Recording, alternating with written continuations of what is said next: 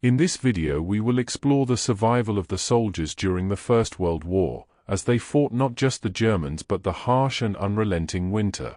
If you enjoy these videos, please feel free to leave a like and or subscribe.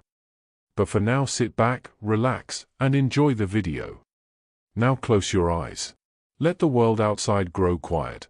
What I'm about to tell you happened a long time ago, in a place most people have only seen in photographs, black and white images of mud and wire, and men standing in narrow cuts of earth, looking out at a sky that never seemed to promise anything good. But photographs can't carry the cold. They can't hold the smell, or the silence, or the particular weight of a night that refuses to end. So let me take you there slowly, gently. We begin at a place called the Line. The trench ran for roughly 200 yards in either direction before it bent first to the left, then sharply right, disappearing into the dark like a scar on the surface of the earth. It had been dug by men who came before, men whose names were already fading from memory, and it had been deepened and widened and shored up with wooden boards called duckboards and with sandbags that had been stacked and restacked so many times that they no longer looked like sandbags at all, but simply like part of the landscape, part of the world. As if the trench had always been here. As if the earth had made it herself, out of some ancient and terrible grief. It was December. The kind of December that doesn't announce itself gently. The kind that arrives overnight and makes you feel, in the grey light of morning, that warmth was something you only imagined, a story you told yourself in summer, which you can no longer quite believe. The temperature had been dropping since afternoon, and by the time full dark settled over the front, it had reached the point where breathing hurt. Not sharply, not like a blade, but in a slow, heavy way, as though the air itself had weight, had density, had something almost solid in it that your lungs had to push through with each breath. His name was Thomas. Thomas Aldridge, private, 19 years of age, from a small town in the north of England where the winters were cold but nothing like this. He was standing at the fire step, which was simply a raised ledge of earth along the front wall of the trench, put there so a man could step up and look out over the parapet without climbing out into the open. You were not supposed to look out for long. Snipers were patient. Snipers had nothing but time and stillness on their side, and they used both with extraordinary discipline. Thomas knew this. He was not looking out. He was simply standing there, with his back against the cold earth, watching the trench. His rifle was leaning against the wall beside him. His hands were tucked under his arms, pressed against his chest, trying to preserve what little warmth he had left. His feet, and this was the thing that occupied a quiet, constant corner of his mind, his feet had stopped feeling like his feet about 2 hours ago. They were still there, he was reasonably sure of that. They were still inside his boots, inside 2 layers of wool socks, one of which had a hole in the heel that he'd been meaning to patch for 3 weeks. But they didn't feel like part of him anymore. They felt like 2 blocks of something cold and distant that he was responsible for carrying around. Trench foot, they called it. He'd seen what it looked like on other men, and he tried not to think about that. The night was very quiet. This was one of the things that people at home didn't understand: the silence. They imagined the front as a place of constant noise, constant chaos, shells falling and men shouting and machinery grinding through the mud. And there were moments like that. There were hours like that. But there were also hours like this one, hours that felt carved out of stone, heavy and still and oddly complete. Somewhere far to the south, perhaps 5 or 6 miles away, there was the faint, rolling sound of artillery. A deep, periodic thudding, like someone knocking slowly on a very large door. It was distant enough that it didn't feel threatening. It was almost like thunder heard from inside a house, when you're under a blanket and the storm is still far off. Thomas had learned to find it, strangely, like company. To his left, perhaps 15 feet away, Corporal Hayes was sitting on an ammunition crate with his coat pulled up around his ears and his eyes half closed. Hayes was 31, ancient, by the unspoken arithmetic of this place, and he had been here since the spring of the previous year. He had a way of sitting that Thomas had studied, quietly and without quite meaning to, over the weeks they'd shared this section of line. Hayes sat like a man who had made peace with stillness.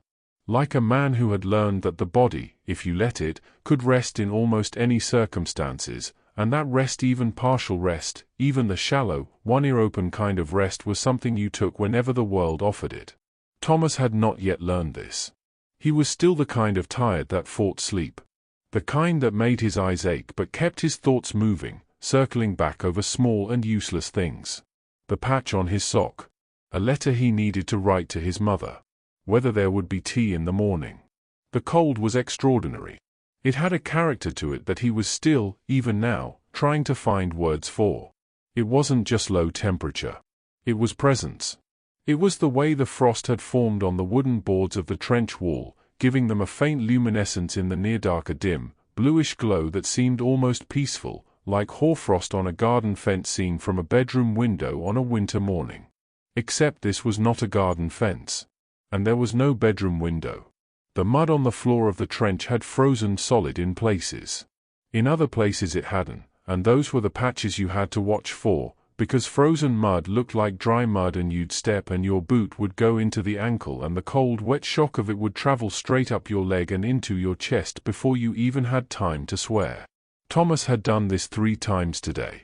The third time, Hayes had looked over at him, and there had been something in the older man's expression, not quite sympathy, not quite amusement, something more complex and quiet than either of those. The kind of look that meant, I know. There is nothing to be done about it. Keep moving. Thomas had kept moving. Above the trench, the sky was clear. He knew this because he could see a narrow strip of it over the parapet, a band of deep, dark blue, almost black at the center, scattered through with stars. An extraordinary number of stars. More than you ever saw in town, where there were street lamps and lit windows and the general soft glow of human life. Out here, the darkness was comprehensive. The darkness was complete. And into that complete darkness, the stars poured themselves with a kind of indifferent extravagance that Thomas found, on some nights, almost unbearable. Not because it was ugly. Because it was beautiful. Because it was the same sky that was over his mother's house right now, this very moment, the same stars, slightly shifted, arranged in the same old patterns. Orion was up there. He could see part of it, just over the lip of the sandbags. The belt. 3 stars in a row, perfectly spaced, perfectly calm. He had looked at those 3 stars from his bedroom window as a child, lying on his back with his feet up against the glass in summer because the night was warm enough to leave it open. He looked at them now and felt the distance between that boy and this one like a physical thing. Like something with mass. He looked away. Down the trench, a figure was moving. Not quickly, nothing moved quickly here, not at night, not when the mud could turn an ankle and the cold made your joints slow and the darkness required a kind of deliberate, careful navigation that had nothing to do with speed. The figure moved with the particular gait of a man who had learned this terrain by feel, by repetition, by the accumulated knowledge of a body that knew where the bad patches were without needing to look. It was Jenkins, carrying 2 tin cups. Thomas felt something shift in his chest, a small, involuntary softening at the sight of those cups. They were steaming. He could see the steam rising from them even at this distance, pale wisps against the dark air, curling up and dissolving. Jenkins arrived without ceremony. He held out a cup. Thomas took it with both hands, and the warmth of it against his palms was so immediate, so present, that for a moment he simply stood there and breathed. "Not much," Jenkins said, quietly. His voice was low by habit. Everyone spoke quietly at the line, not from any specific instruction, but because the night seemed to require it. "Mostly water. But there's something in it." "Tea?" Thomas said. Jenkins made a face that might have been a shrug. "I choose to believe so." Thomas drank. It was thin, and slightly bitter, and not very hot. It was the finest thing he had tasted in recent memory. Jenkins moved on to Hayes, who accepted his cup without opening his eyes, as though he had heard the approach from 20 feet away and had simply been waiting. Which, Thomas thought, he probably had. The hours before midnight were the longest. This was a thing he had come to understand not intellectually but in the body, in the bones. From midnight onward, there was the faint, irrational comfort of knowing that the night was moving toward something, that on the other side of the dark, however far away, there was morning. But in the hours before, the night felt sealed. Complete. As though it had no intention of ending at all. He drank his tea. He thought about his feet. He did not think about what was on the other side of the parapet, the 200 or 300 yards of ground between this trench and the next one, the German one. The ground that had no name and no purpose except to be between them. The ground with the wire, and the craters, and the things he had seen in the first weeks that he had since learned very deliberately, very carefully not to let himself see again when he closed his eyes. He was getting better at that. Not good at it, but better. A very light went up somewhere to the right. He heard it before he saw it, a soft, distant thump, like a cork from a bottle, and then the sky above the parapet brightened, briefly and strangely, as the flare reached its apex and began its slow descent. The light it cast was white and cold, and it turned the world above into a flat, shadowless tableau for the 30 or 40 seconds of its burning. Everyone in the trench had already gone still. This was automatic. This was not something you decided to do, you simply did it, the way you flinched from a loud noise before you'd understood what it was. You went still. You pressed yourself to whatever wall was nearest. You waited. Thomas pressed his back against the earth. He could feel it through his coat, the cold, hard, slightly damp solidity of it. Soil and clay and the compressed weight of everything above. He could smell it. The trench had a smell that was very particular and very difficult to describe. Earth, yes, and damp wood, and something faintly chemical from the sandbags, and beneath all of it something older and darker that he had learned not to think about too carefully. But in moments like this, pressed flat against the wall, he was mostly aware of the earth itself. Its density. Its age. Its complete, vast indifference. The flare faded. The dark returned. Slowly, almost imperceptibly, the tension in his shoulders eased. Hayes, across the trench, let out a breath that wasn't quite a sigh. Jenkins, somewhere further along, shifted his weight. Ordinary sounds. Small sounds. The sounds of men continuing to exist in a place that did not particularly invite existence. Thomas looked back up at the strip of sky. Orion's belt was still there. 3 stars. Perfectly spaced. Perfectly calm. He exhaled, slowly, and watched his breath disappear into the cold dark air above him, and he thought, 1 more hour. Just 1 more hour, and then it's Reeves on watch, and you can go in and sleep. He was not sure he believed it. But he thought it anyway. Because that was also something you learned, out here. You learned to offer yourself the small mercy of the next thing. Not tomorrow. Not next week. Not home. Just the next thing. 1 more hour. A cup of something warm. The sound of another man breathing nearby so you know you're not alone. Just that. Just enough. The cold settled deeper into the night. The stars burned on, silent and remote, above the frozen trenches. And Thomas Aldridge stood at his post, and breathed, and waited, the way 10,000 other men were waiting in the dark on both sides of the wire. Young men, cold men, tired men, holding on to the small and necessary fictions that make the unbearable, if not bearable, then at least possible. Just 1 more hour. Just that. Reeves came at midnight. He came the way everyone came and went along the line quietly, carefully, with the deliberate economy of movement that this place eventually taught you whether you wanted to learn it or not.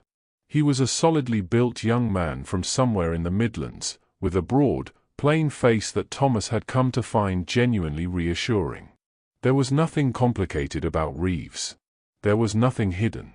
What his face said was always what was true, and in a place where the mind was constantly performing small acts of concealment from itself, mostly that straightforwardness felt like something almost precious. "Your watch," Reeves said. Not a question. Not an apology.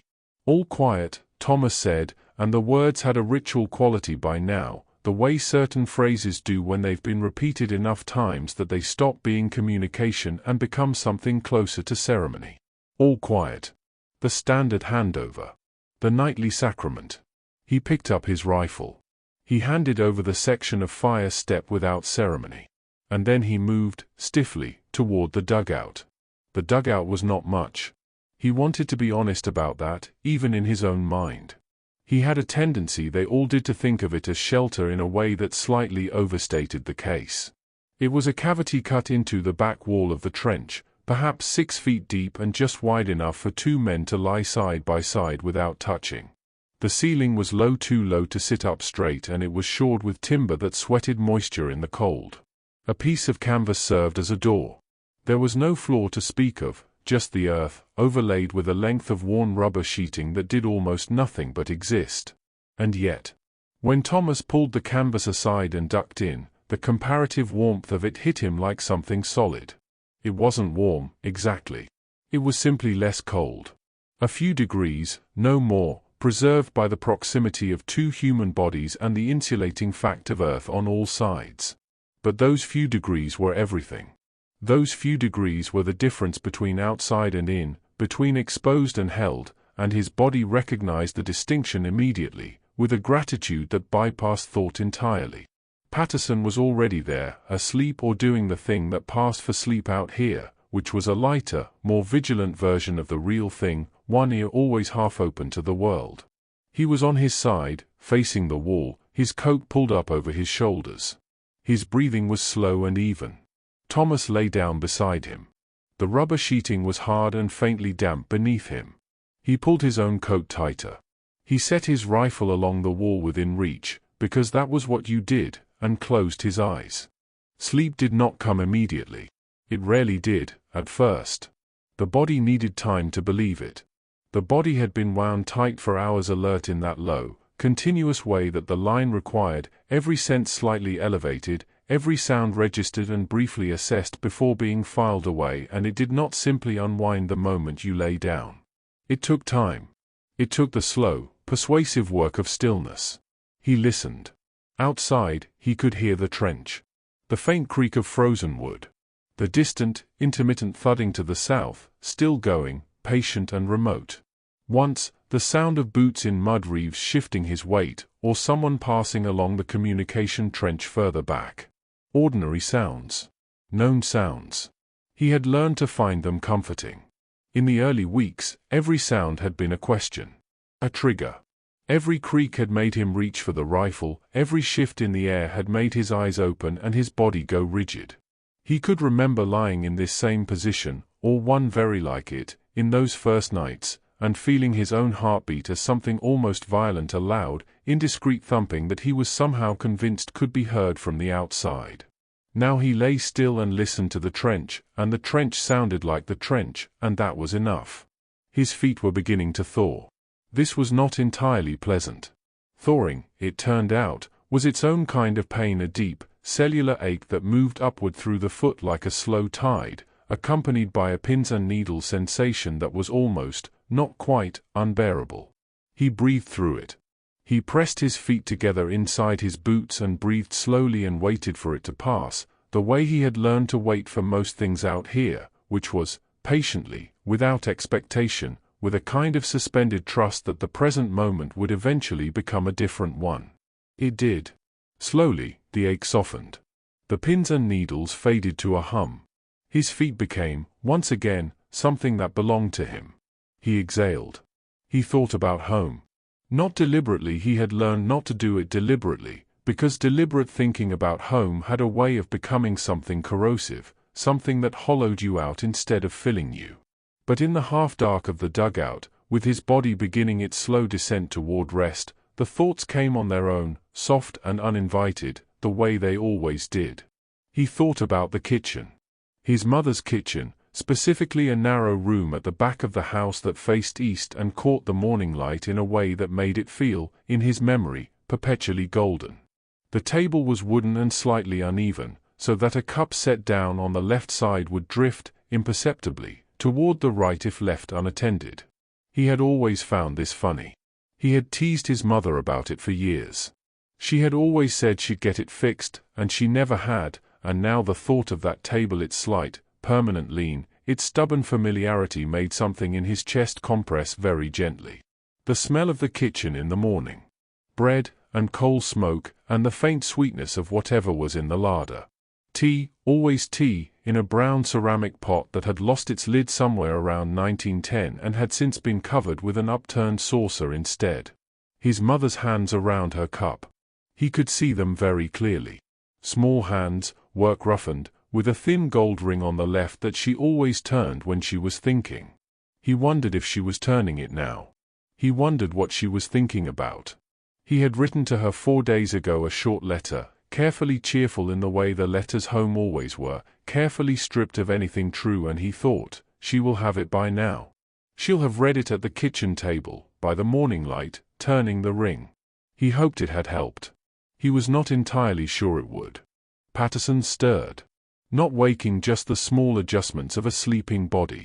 He shifted slightly, resettled, and his breathing went on, slow and even, undisturbed. Thomas watched the rise and fall of his shoulder for a moment in the dim dark of the dugout, and felt something that he would not have had a word for, a kind of gratitude that was also a kind of ache, the feeling of being glad for a presence that also reminded you of what you were afraid of losing. Patterson was 22. He was from London. He had a girl, her name was Margaret, and he had shown Thomas her photograph once, a small formal portrait that he kept folded inside the lining of his coat, close to his chest. Margaret had serious eyes and a slight, private smile and looked, Thomas thought, exactly like someone worth getting home for. Patterson talked about her sometimes. Not sentimentally, he wasn't built for sentiment, Patterson. He was built for practicality and dry observation and the occasional joke so understated that you didn't realize it was a joke until 30 seconds after he'd made it. But he talked about Margaret the way you talk about something real. Something that exists in 3 dimensions and takes up space in the world. Something you can navigate toward. Thomas didn't have a Margaret. He had his mother, and his sister, and a vague, unresolved affection for a girl called Ellen who worked in the post office at home and had kind eyes and had shaken his hand, very formally, the morning he left. He had thought about that handshake many times since then. It had not been what he wanted it to be. But it had been something. He thought about it now, briefly, and then let it go. Outside, the cold was deepening. He could feel it even in here, even through the earth and the canvas and the comparative shelter of the dugout. The temperature in the small hours before dawn was always the lowest, the day's borrowed warmth fully spent, the sun still hours away. He had read once, in school, about the way the earth radiates its heat back into the atmosphere at night, and he thought about that now, the ground beneath him slowly, silently giving up its warmth to the sky above, which took it and offered nothing back. He pulled his coat tighter. His mind was moving more slowly now. The thoughts were losing their edges, becoming less precise, less insistent. The kitchen. The table. Orion's belt. The weight of his feet. The sound of Patterson breathing. The distant, rolling thud of guns that was somehow, in this state, as neutral as rain. He was falling. Not falling, that was the wrong word, too sudden, too much like losing something. More like, descending. Slowly, by degrees, through the layers of wakefulness, each one thinner than the last. He could still hear the trench. He could still, dimly, feel the cold.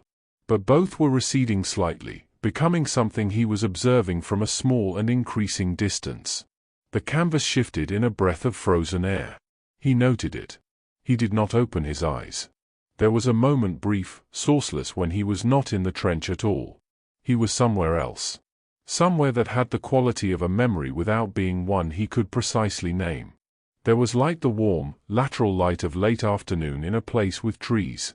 There was the sound of water, somewhere close, and the smell of mud that was entirely different from trench mud, ordinary mud, river mud, the mud of summer banks where you'd scramble as a child trying to catch something you never quite caught.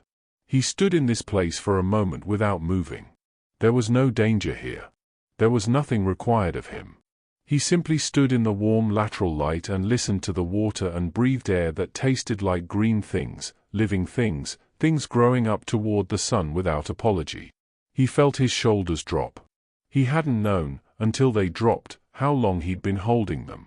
And then the guns shifted a slightly different pattern, a slightly closer register, and something in him registered this from very far down and filed it away and found it insufficient to act on, and he sank again, more deeply, into the place with the light and the water, and this time he stayed.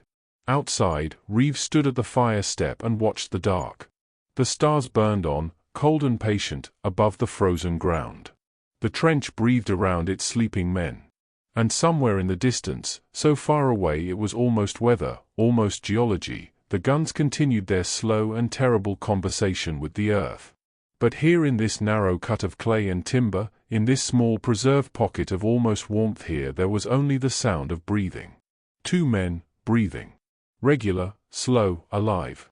That was enough. That was, in its way, everything. Sleep came, as it always did, without announcing itself. One moment he was almost there, hovering at the edge. The next, he was gone down into the darkness that was not the darkness of the trench but the darkness of the body at rest, which is its own kind of safe, its own kind of home. The cold waited patiently outside. The night continued without him. And Thomas Aldridge, 19, private, dreamed of a river he could not name, in a summer he was not sure had ever happened, and slept the shallow, one-ear-open sleep of a soldier, which is not the same as real sleep, but is, for now, what there is. And what there is enough. Someone was touching his shoulder. Not roughly, not with urgency, not with the particular violence of an emergency, but with the firm, patient insistence of a person who has a task to complete and intends to complete it regardless of how unwelcome it is.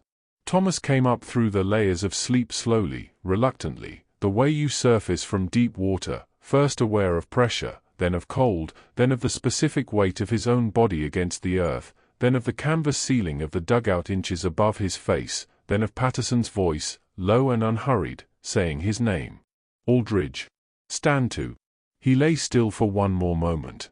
Just one. He allowed himself that. Then he sat up, or tried to. The ceiling caught him before he was fully upright, and he folded himself sideways and reached for his rifle in the dark with the automatic accuracy of a habit that had bypassed thought entirely. "What time?" he said. Not quite a question. "4:30, Patterson said. He was already pulling back the canvas, already moving. Already done with sleep in the clean, deliberate way he did most things. "Cold one." Thomas didn't answer. He pulled his coat tighter across his chest and followed him out. The cold at 4:30 in the morning was different from the cold of midnight. Midnight cold was settled. It had found its level, reached its depth, and simply sat there, heavy and comprehensive and still. This cold, the cold of the hour before dawn, had a different quality. It was active, somehow. Searching. As though it were looking for the last few places warmth had managed to persist and was systematically, methodically closing them off. His breath came out in a cloud that he couldn't see so much as feel, a soft billowing dampness against his face that vanished immediately into the air. The stars were still there, overhead fewer of them now, he thought, or perhaps simply dimmer, as though they had been burning for so long that even they were beginning to tire. The strip of sky above the parapet had shifted from deep black to something that wasn't quite any color yet. A suggestion. A potential. The idea of blue, waiting to be believed in. He stepped up onto the fire step. Along the trench, other shapes were doing the same. He could see them in his peripheral vision, dark forms resolving out of darker dark, each one taking its place along the line with the quiet efficiency of men who have done this enough times that it no longer requires conscious direction. Stand to. Every man at the parapet. Every man watching the ground in front. It was the most dangerous hour. Everyone knew this. The logic was simple and very old. Dawn was the attacker's friend. Dawn gave you enough light to move by, not enough to be seen clearly. Dawn was when you went over, if you were going over. And so dawn was when you watched. Every morning, this hour, the same ritual, every man at the line, rifles ready, eyes on the gray and formless world beyond the wire. Most mornings, nothing happened. Thomas had learned not to find this reassuring. Hayes was two men to his right. He could tell by the silhouette, the particular set of the shoulders, the way the man held his rifle with a looseness that looked like carelessness and was actually the opposite, a kind of ease that only came from long familiarity. Hayes stood at the fire step the way a lighthouse stands in a storm. Not unaffected. You couldn't be unaffected, out here, that was a fiction, outgrounded. Present.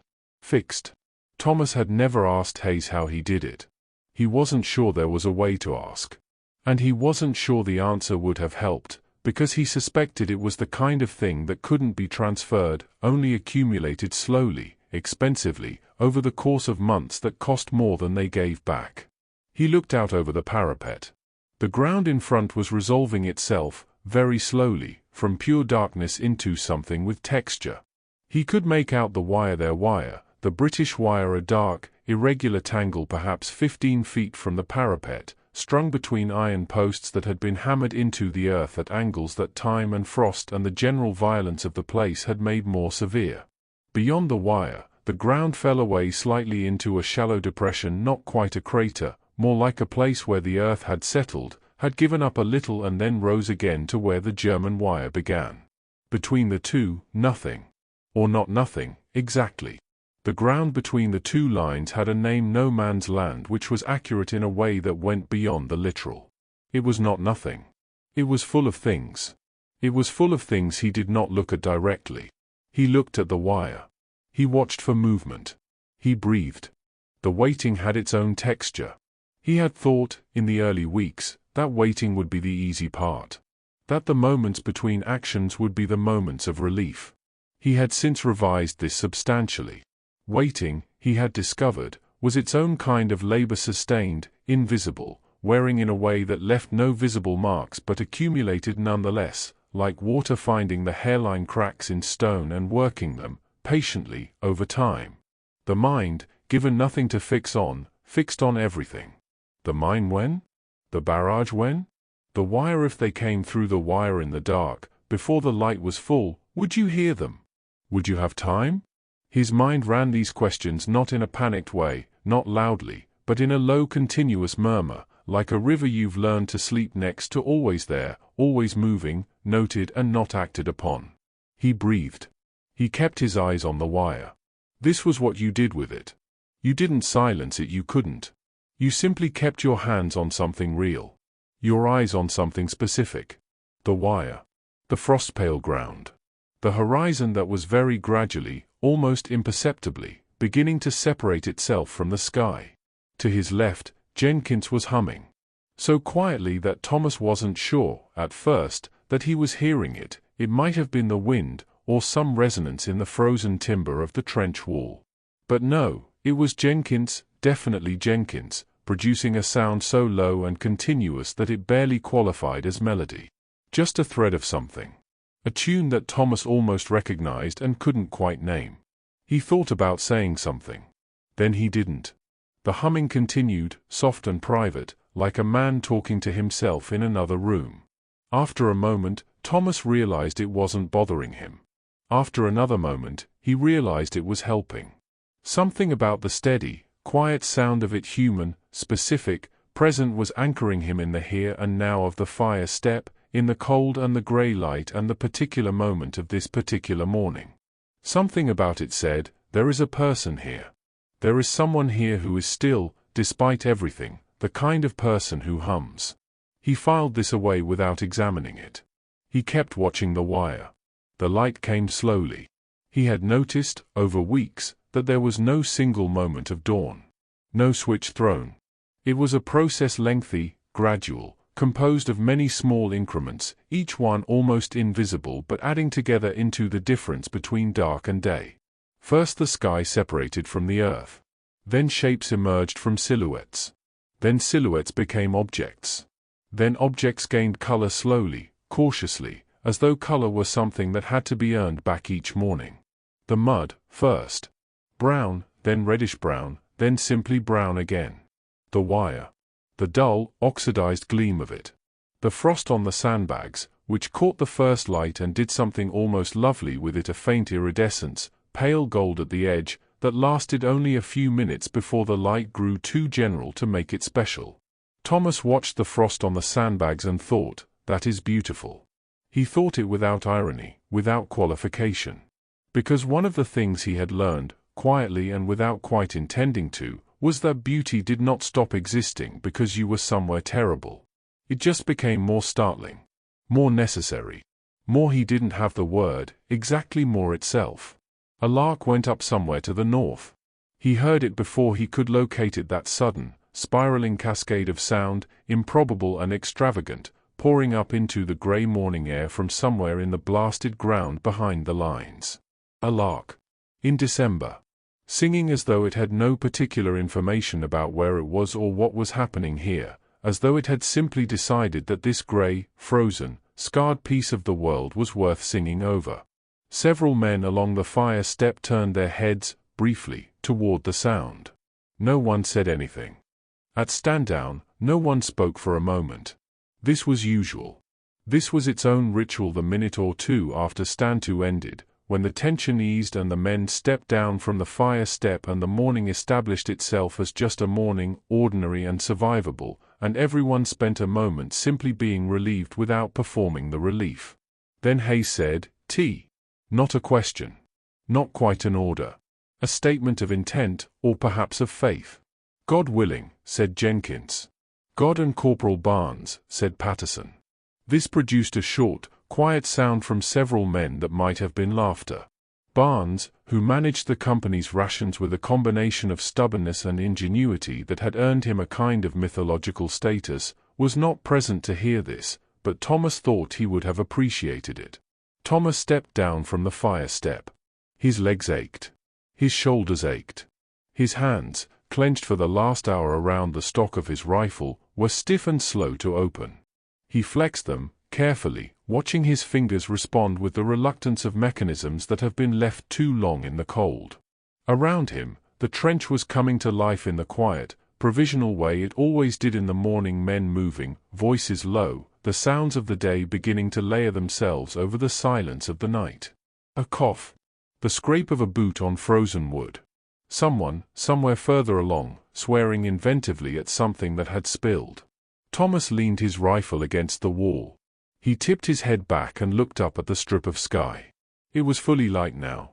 Gray-white, the clouds low and uniform, the kind of sky that made it impossible to find the sun. You knew it was up there somewhere, behind all that pale gray weight, doing its work, but it offered no evidence of itself. No warmth. No shadow. Just light, flat and directionless, falling equally on everything. He breathed it in. Another morning. The same sky.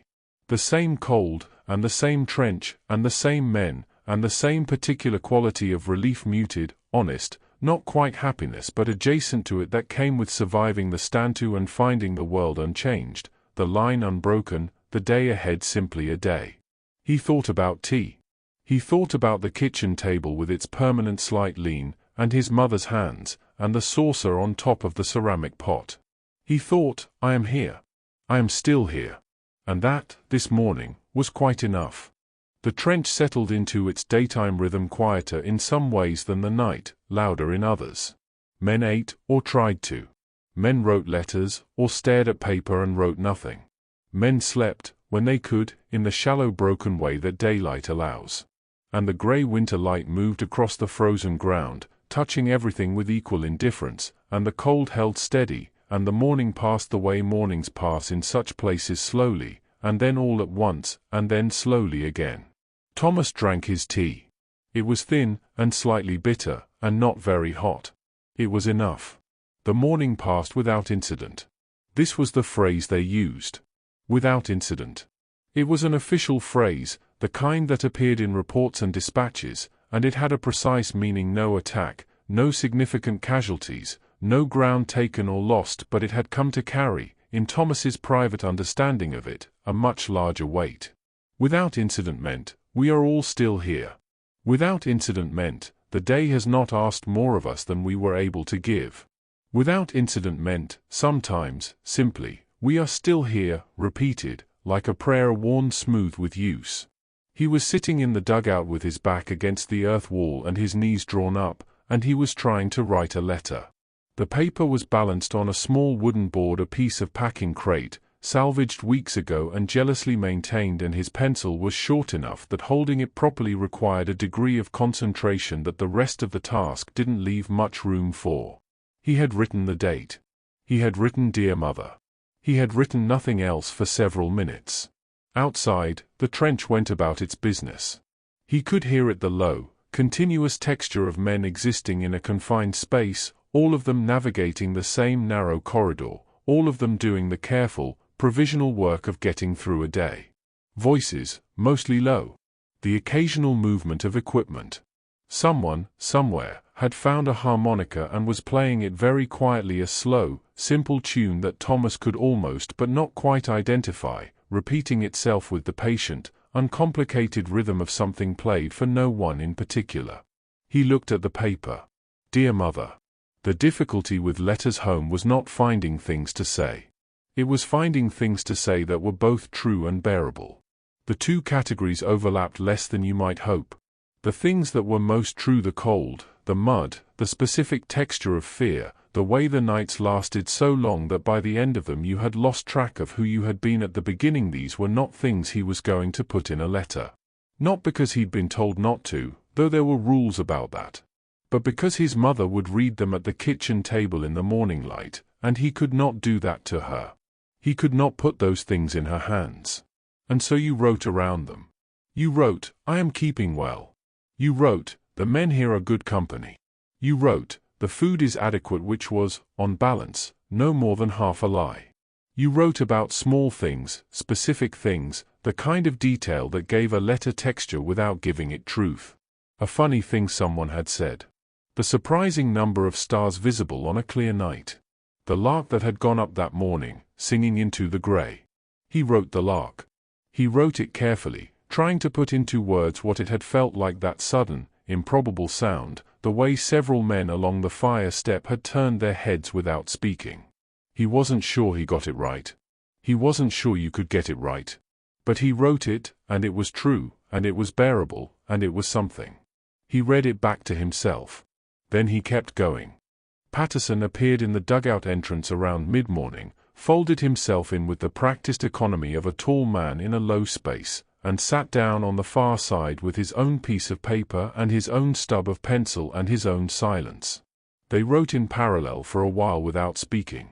This was one of the things Thomas had come to value, the particular comfort of shared quiet.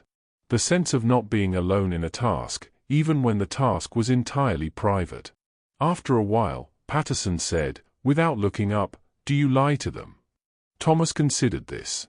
"Not exactly," he said. Patterson made a small sound that wasn't quite agreement and wasn't quite disagreement. He kept writing. His pencil moved with more confidence than Thomas's longer sentences, fewer pauses. "Margaret worries," Patterson said, after a moment. She's good at worrying. Does it thoroughly." There was something in his voice that was close to affection. "I try to give her things to think about instead. Give her something specific to worry about. The cold, say, ask her to send the extra socks so she's not just worrying at the general shape of things." Thomas thought about this. "That's clever," he said. "It's not clever," Patterson said. It's something to do." He paused. "For her. Something she can do." The harmonica outside had shifted to a different tune. Slower. More deliberate. Thomas added a postscript to his letter asking his mother to send socks if she could manage it. Then he sat for a moment looking at the postscript, and felt something complicated and quiet move through him. Gratitude, maybe, or something adjacent to it. The gratitude of being given a slightly better way to do a thing you were already doing. He folded the letter. He put it in his breast pocket, where it would wait for the next time the runner came through. In the middle of the day, time moved differently. The morning had its rhythm: stand to, stand down, the distribution of rations, the endless maintenance work that a trench required to remain a trench rather than simply a ditch. Evenings had their rhythms too: the growing tension of the coming night, the allocation of watches, the small rituals of preparation. But midday was a kind of plateau. A flat expanse of hours that had no particular shape, no particular demand, that simply had to be crossed. Thomas had learned to value it. He had not always. In the early weeks, the unstructured hours had felt like a problem time in which to think, and thinking was not always a place he wanted to be. But he had slowly, with effort, with the quiet instruction of older men around him, learned the art of being where he was. Not elsewhere. Not in the kitchen, not on the road home, not in the abstract future where this was over and done and he was someone else in a different world. Here. In the dugout, or on the duckboards, or at whatever small task was available. Just here. It was not a natural talent. He suspected it never became entirely natural for anyone. But it was a practice.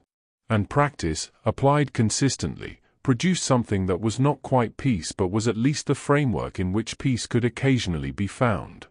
Around noon, Hayes appeared. He had with him a small piece of cheese and an expression of mild satisfaction that suggested the cheese had been obtained through means he didn't intend to explain. He sat down on the ammunition crate that served as the trench's primary piece of furniture and produced a knife and divided the cheese into portions with the careful, equitable precision of a man who takes fairness seriously. Thomas received his portion. It was perhaps 2 inches square, slightly hard, of uncertain provenance. It was excellent. He ate it slowly.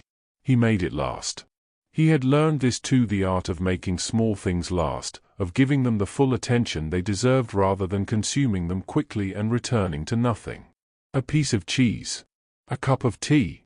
A letter. A lark going up into the grey morning. You gave them your full attention, and they gave you back something that sustained you for longer than their actual duration. My father was a farmer, Hayes said, without particular preamble. He was looking at his own piece of cheese with an expression that was hard to read. Sheep, mostly. A bit of everything else. He paused. Never much cared for farming, as a boy. Couldn't wait to get out. Another pause. Funny. He didn't finish the sentence. He didn't need to. Thomas nodded, though Hayes wasn't looking at him. Patterson said, from his corner, "What would you do after?" It was a question they asked each other sometimes, in the middle of the day, when the hours were long and the particular quality of the quiet made it possible to think that far ahead without it being too painful. After. The word sat in the dugout like a window, a small one, light coming through, the view uncertain, but the light itself real. Hayes considered. "Go back," he said, finally. "Help my brother with the farm. I know what I'd be going back to, which is," he paused again. "Which is something." "Knowing what you're going back to," Patterson said, quietly. "Yes." Thomas thought about this. He tried to picture what he was going back to: the town, the street, the kitchen with the leaning table. His mother at the door. His sister. Ellen at the post office with her kind eyes and her formal handshake. The ordinary furniture of a life he had been living without fully understanding that it was a life. "I'd like to go to the sea," he said. He hadn't planned to say it. It was just there, waiting. "I haven't ever been, actually. Seen it in photographs." He paused. "I'd like to go and just look at it for a while. See what it's actually like." No one said anything for a moment. Then Hayes said, simply, "Good plan." And that was enough. That was the end of it, not because there was nothing more to say, but because they had all received something from the exchange and there was no need to add to it. They sat in the dugout with their cheese and their letters and their particular visions of after, and the harmonica outside continued its slow, patient tune, and the grey winter light pressed in through the canvas and lay across the floor of the dugout like a pale and gentle fact. In the afternoon, Thomas repaired his sock. He had been carrying the needle and thread in his breast pocket for 11 days, moving them from coat to coat with the vague intention of getting to it at some point, and this afternoon, in the strange suspended calm of the middle hours, he got to it. He sat in the entrance to the dugout, not inside, where the light was too poor, but at the threshold where the grey daylight reached, and he threaded the needle with the slightly exaggerated concentration that threading a needle in the cold required, and he turned the sock inside out, and he stitched the hole closed. It took perhaps 20 minutes. He was not a skilled saw. The stitches were uneven and slightly too large, and the finished repair had the look of something done honestly rather than well. But it would hold, probably. And more than that, the act of doing it had its own value, separate from the outcome. There was something in the simple sequenced work of the hands, needle through fabric, thread through needle, pull, repeat, that quieted the mind in a way that nothing else quite matched. Not thinking, exactly. Not thinking. Something in between. A state that Hayes, he suspected, lived in more or less continuously, and which Thomas was only beginning to understand the value of. He finished the sock. He turned it right side out. He put it back on. The difference was barely perceptible. But it was there. The afternoon moved toward evening the way the morning had moved toward day, gradually, without announcement, through small incremental shifts in the quality of the light. The grey grew slightly darker. The shadows in the trench deepened. The temperature, which had held steady through the middle hours, began its slow, deliberate descent toward the night. Thomas felt it. Felt the shift. the way the air changed. He looked up at the strip of sky above the parapet, which was moving from flat grey toward something with a little more blue in it, a cooler, clearer grey, the kind that sometimes preceded a hard frost. Stars would come out tonight. He was almost sure of it. He thought, another day. He thought, we got through another day. It was not a small thing. It never was. As the light faded, the trench gathered itself toward evening, toward the watch rotations and the stand-to and the long hours of dark that followed. The men ate what there was to eat, which was not much but was enough. They spoke in low voices about small things, or did not speak at all. They wrote, or read, or sat with their thoughts in the particular way that men in such places learn to do, not fighting them, not following them too far, just letting them be, like weather, like the cold, like everything else that could not be changed and so had simply to be borne. Thomas put on his coat. He checked his rifle. He looked up at the strip of sky, which was darkening now, the first stars appearing with their usual unhurried punctuality, as though the universe kept better time than anyone. He breathed. He was here. He was still here. And the night was coming, as it always did, patient, inevitable, and full of its own kind of quiet. The frost came as he had expected. By the time full dark had settled over the line, the temperature had dropped to something that felt almost structural, as though the cold had become load-bearing, as though it were holding the night up. The mud on the floor of the trench had frozen completely now, all of it, even the patches that had resisted all day. Each footstep produced a faint, crystalline crunch that sounded, in the silence, much louder than it was. Like something being decided. Thomas was on watch again. He had eaten some bread, a scrape of something that might have been dripping, a second cup of the thin dark tea that Barnes produced by methods that remained, officially, mysterious, and he had sat for an hour in the dugout while Patterson slept and Hayes wrote something in a small notebook he kept inside his coat. Thomas had watched the scratch of Hayes's pencil on the page and thought about asking what he was writing, and then decided that some things were private not because they were secret but because naming them would change them, and he didn't want to be responsible for that. Then Reeves had come to tell him it was his watch, and he had come back out into the cold. The stars were extraordinary. He had thought they were good last night. He had been wrong, or rather last night had been a rehearsal for this. The sky above the parapet was entirely clear, scrubbed clean by the frost, and the stars in it were not points of light so much as presences. Thick, layered, more numerous than seemed strictly necessary. The Milky Way ran across the center of the strip of sky. He could see a faint, dense smear of light, like breath on cold glass, like something almost spoken. He stood at the fire step and looked at it for longer than he should have. Then he looked back at the wire, because that was what you were here to do. The wire was silver with frost. Everything was. The sandbags, the wooden stakes, the ground beyond, all of it coated with a thin, precise layer of ice crystals that caught the starlight and returned it, very faintly, as a general pale luminescence. The world in front of him was grey-white and still and very, very quiet. He breathed. An hour into the watch, he heard it. Not a sound from no man's land, nothing like that, nothing that required him to raise his rifle or call out.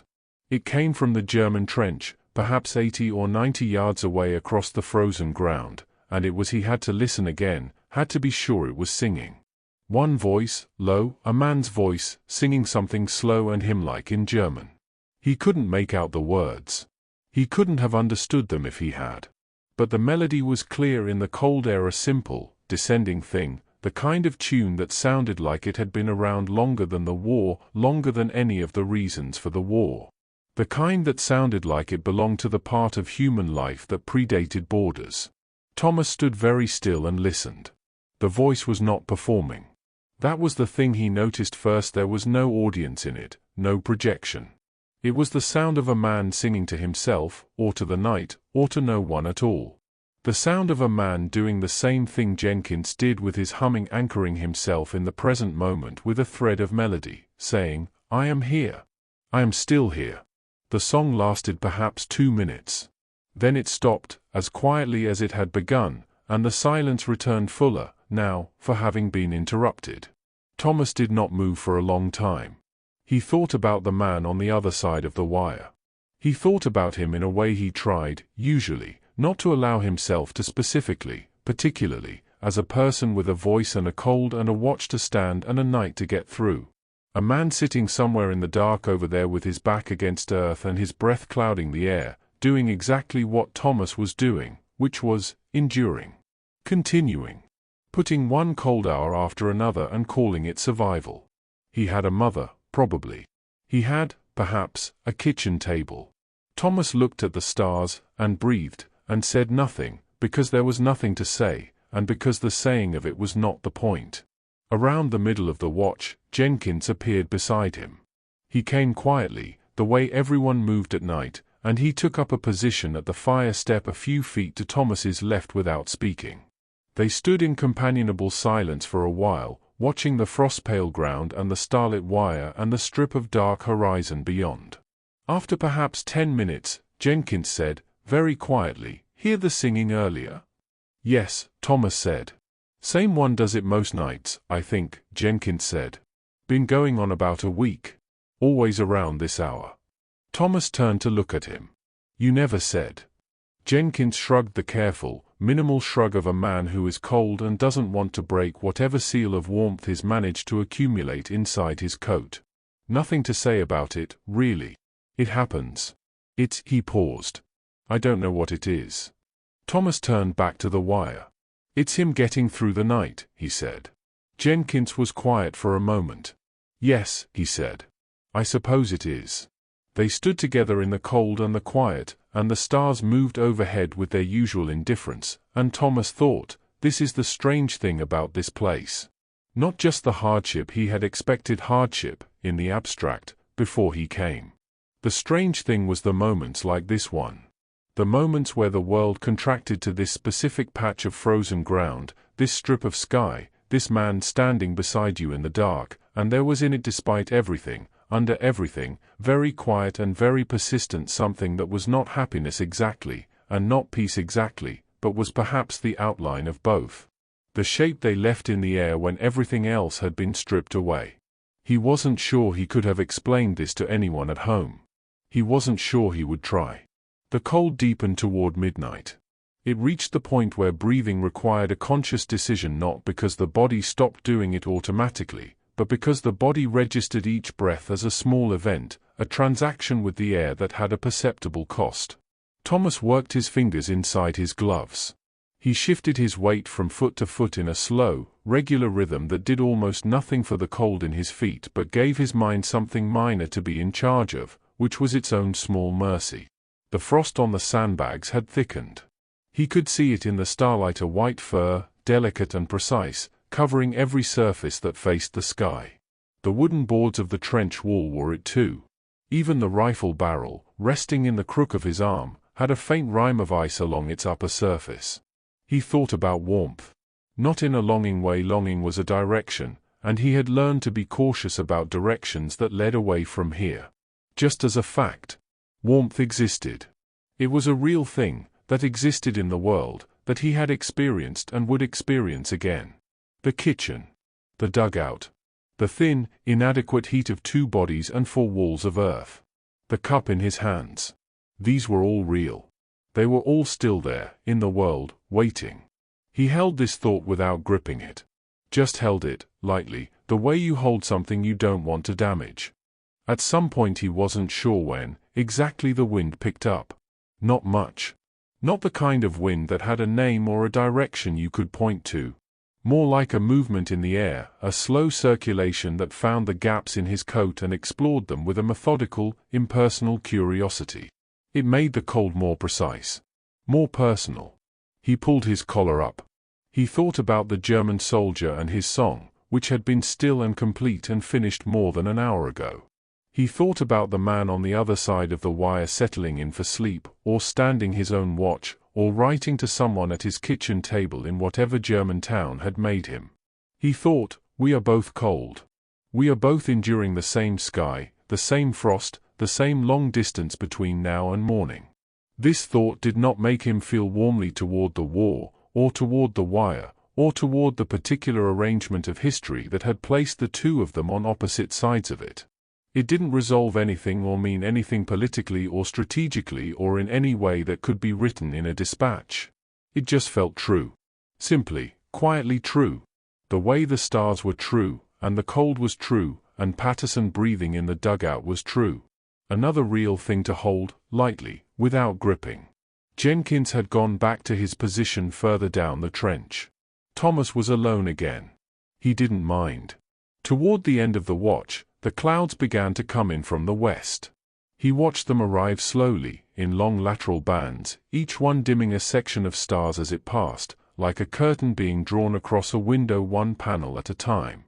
The Milky Way went first. Then Orion. Then, one by one, the smaller stars, until only a few of the brightest remained, burning through the thin edge of the cloud layer with a faint and stubborn luminescence. Then those two were gone. The dark became total and the world simplified itself to what could be felt: the cold, the wood under his boots, the weight of the rifle, the movement of his own breathing. Without the stars, the night felt closer, more immediate, more simply what it was, which was dark and cold and long, and his to stand. He stood it. He didn't do this heroically. He didn't do it with any particular grace or fortitude. He did it the way you do most necessary things, because it needed doing, and because he was the one who was here, and because the alternative was simply not available. He stood and breathed and watched and waited. And the night went on. And he went on with it.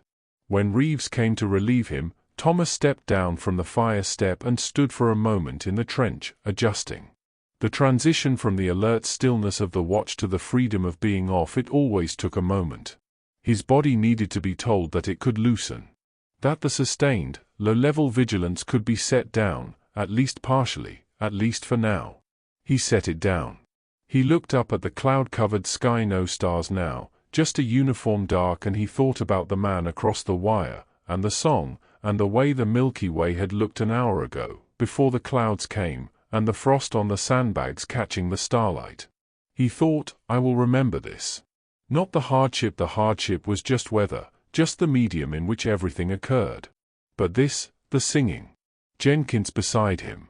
The particular quality of that specific silence after the last star disappeared. He thought, I will carry this home with me. If I get home. Then, more firmly, when I get home. He said it quietly to himself, just the once, as a correction, as a small deliberate act of faith, the kind that isn't certainty, and knows it isn't certainty, but chooses its direction anyway. When? Then he turned toward the dugout, and the comparative warmth of it, and the sound of Patterson's steady breathing, and the long remainder of the night. The cloud settled over the trench like a roof, low and dark and full. The frost continued its patient work on every surface. The cold held, as it always held, as if it had always been here and always would be, which was not true but felt, in these hours, like a reasonable interpretation of the evidence. And Thomas Aldridge lay down in the dark beside his sleeping companion, and pulled his coat over his shoulders, and closed his eyes, and let the night continue without him. Just that. Just sleep. Just the slow, undemanding dark. The runner came just after stand down. He was a young man younger than Thomas, which still had the power to surprise him, the way it did every time, this evidence that the world kept producing younger men and sending them here, and he moved through the trench with the particular focused energy of someone who has a task and intends to complete it quickly and get back somewhere warmer. He carried a canvas satchel over one shoulder. He didn't stop to talk. He handed Thomas a letter and kept moving. Thomas stood in the trench with the letter in his hand for a moment before he looked at it. He already knew the handwriting, had known it from 3 feet away, had recognized the shape of his name in his mother's hand before he'd even reached out to take it. She wrote his name the same way she always had, with the same slight forward lean, the same deliberate care, as though getting it right mattered particularly. He put it inside his coat, against his chest. He would read it properly. Later. Somewhere he could sit with it. The morning after a hard frost had a quality he had come to recognize. The air was sharper than usual, clean in a way that didn't feel entirely natural, as though everything unnecessary had been removed overnight and what remained was only the essential.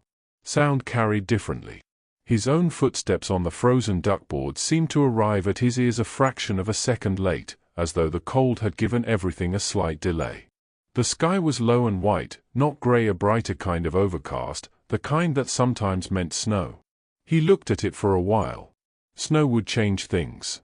Snow always changed things, not in ways that were entirely predictable, not in ways that were simply better or worse. It muffled sound, which was something. It covered the ground in front in a layer of white that made any movement across it catastrophically visible, which cut in both directions. It made the cold more manageable in some ways, adding a layer of insulation to everything, and less manageable in others, getting into boots and gloves and freezing there. Mostly, he thought, snow made the world look like something else. Something briefly different. Something that hadn't made its mind up yet about what it was going to be. He found he didn't mind the idea of that. He read the letter in the dugout, mid-morning, while Patterson was on a work detail and he had the small space briefly to himself. He unfolded it carefully. His mother's letters were always written on both sides of the page, the lines close together, the hand consistent from top to bottom. She didn't lose energy as she went. His mother didn't trail off or begin to rush. She wrote the last line with the same care as the first. He had always found this characteristic of her, this steadiness, though he had not had a word for it until recently. Out here, he thought about it often. He thought, she is like haze. She has that quality of being present in a task without being consumed by it. He read. She was well. His sister Clara was well. The winter at home had been cold but nothing exceptional. The coal merchant had raised his prices, which was an outrage that she described with a mild, composed indignation that made him smile. He could hear her voice in it exactly, that particular tone of someone who considers unreasonableness a personal affront but intends to manage it with dignity regardless. Mrs. Hartley next door had had her son home on leave last week. He had looked thin, she wrote, but otherwise well. She had made them a pie. She had made them a pie. Thomas read this sentence twice, not because it was complicated but because it was so completely itself, so entirely the sort of thing she would do, so perfectly in keeping with her understanding of what was needed and how to provide it that it required a moment. You couldn't just read it and move on. You had to sit with it for a second, with the woman who made the pie and the boy who had come home thin and the kitchen where it had happened. He sat with it. Then he kept reading. She missed him.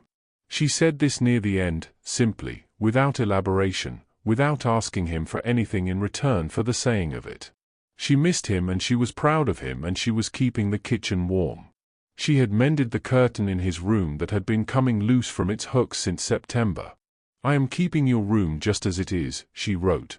It will be here when you come back. He folded the letter. He held it in his hands for a moment, feeling the weight of it, which was almost nothing, a few sheets of paper, a few grams of ink, the work of an hour in a kitchen far from here, and which was, simultaneously, as substantial as anything he had touched in recent memory. He put it back inside his coat. He pressed his hand flat against it, briefly, through the fabric. Then he sat very still in the dugout for a while, not thinking particularly, just being in the aftermath of the letter, letting it settle into him the way warmth settles slowly, from the outside in. Outside, the first snow began. He heard it before he saw it, or rather, he heard the quality of the silence change, which was how snow announced itself. A softening. A slight thickening of the air. The trench sounds, the footsteps, the distant movement, the low voices becoming slightly less sharp, slightly more absorbed, as though the world were wrapping itself in something. He ducked out of the dugout and looked up. The flakes were small and dry, the serious kind that fell without drama and accumulated without fuss. They came down vertically in the still air, each one taking its time, in no particular hurry to arrive. They landed on his upturned face and on his coat and on the sandbags and on the duckboards, and they lay where they landed, and they stayed. Down the trench, he could see other men looking up. Just that, looking up, faces turned toward the sky, watching the snow come down. Nobody said anything for a moment. There was something in the collective stillness of it that felt almost ceremonial, a group of cold, tired men standing in the snow and looking at the snow with an expression that was not quite wonder, exactly, but was in the same family. Then Barnes said, "From somewhere out of sight, right? That's all we needed." Which broke the moment, appropriately, and men went back to what they'd been doing.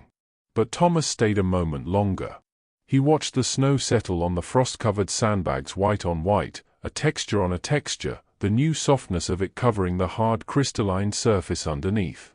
He watched it fill in the small depressions in the duckboards and soften the angles of the trench wall and land, delicately, on the wire beyond the parapet, where it sat in small accumulations on each barb like something placed there deliberately. He thought, "My mother is mending the curtain." He thought, "There is snow falling on her street too, probably. Or there will be, when winter comes properly." He thought, the same snow. Not literally, the geography made that impossible. But the same winter.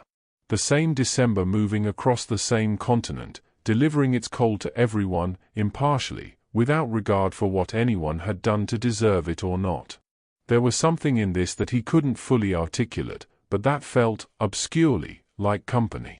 Patterson came back from the work detail shortly before noon. He was cold, and his boots were worse than they had been in the morning, and his expression had the particular quality of someone who has spent several hours doing unpleasant work and has decided that the appropriate response is to say as little about it as possible. He sat down in the dugout. He removed his boots and looked at his feet with a clinical detachment that Thomas recognized as a coping mechanism. He put his boots back on. "Snow," Thomas said. "I noticed," said Patterson. A pause. "Letter from Margaret?" Thomas asked. Patterson reached into his coat and produced a letter. He held it up briefly as confirmation, then put it back. "Reading it later. Something to look forward to." Thomas nodded. He understood this. The art of rationing good things, of not consuming them immediately but saving them, portioning them out, making them last longer than their natural duration. A letter could be read in 5 minutes, or it could be carried for most of a day before being opened, and the carrying of it had its own sustenance that the reading, once done, couldn't restore. They sat in companionable quiet for a while. Outside, the snow continued, soft and steady and without particular urgency. In the afternoon, Hayes told a story. He told it the way he did most things, economically, without flourish, sitting on the ammunition crate with his hands around a cup of tea and his eyes on the middle distance. It was a story about a sheep. A specific sheep from his father's farm, a notably stubborn animal with a genius, apparently, for getting into places it shouldn't be. Hayes told the story in the flat, dry, affectionless way of someone describing an event that happened once and is simply being reported, and yet somehow the sheep became, over the course of the telling, a fully realized character, obstinate, undignified, magnificently indifferent to the opinions of anyone around it. Thomas listened. He laughed, once, quietly, at the part about the sheep and the vicar's garden, which Hayes delivered without any change in expression or vocal register whatsoever. Jenkins laughed too. Patterson, reading his letter from Margaret now he'd rationed it until mid-afternoon, which Thomas thought showed admirable discipline, made a sound from behind the paper that might have been laughter. Reeves, who had heard the story before apparently, simply nodded at the relevant moment with the satisfaction of a man hearing a reliable punchline land correctly. It was, Thomas thought, a very small thing.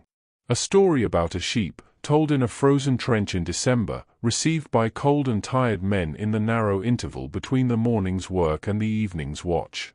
A very small thing. And yet, there was something about laughter in a place like this, genuine laughter, the involuntary kind, the kind that arrived before you could decide to have it, that did something specific and necessary to the body.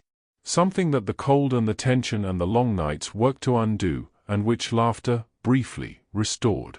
He wasn't sure what to call it. He wasn't sure it needed a name.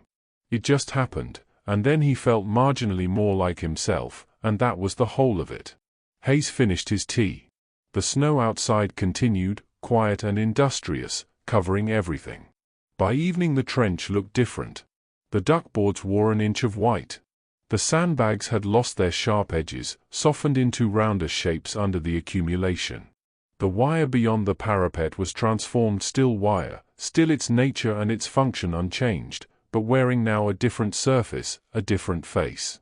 The frost's pale luminescence was gone, replaced by the flat white of fresh snow, which absorbed the diminishing light rather than reflecting it. Thomas stood at the entrance to the dugout and looked at it. The trench looked, in this light, with this snow, almost peaceful. He knew this was a quality of the light and not of the thing itself. He knew the difference between what something looked like and what it was, had been learning that particular lesson for months.